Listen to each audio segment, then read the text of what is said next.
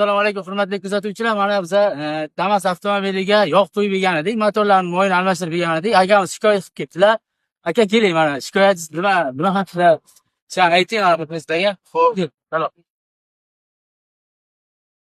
Sizlar yog' almashtirib berdinglar, to'g'rimi? Men buni ustiga borib yog'ni alifga qildim. Bu yog' almashtirib berganlaring bilan bunga odamlar aytdi, yog' manaqa ko'rinib turish kerak ekan, buni yog'i yo'q-ku buni. Qayla motor bityapti. Yo, aka bu Damasda biz 3 litr yog' solamiz. Xo'sh. Lekin hozir bu qopqog'iga to'ldiramiz, 25 litr yog'da, qopqog'iga to'ldirmaydi. Shuna mana shu o'rin turibdi. Hozir bu qopqog'i bilan to'lish kerak emas.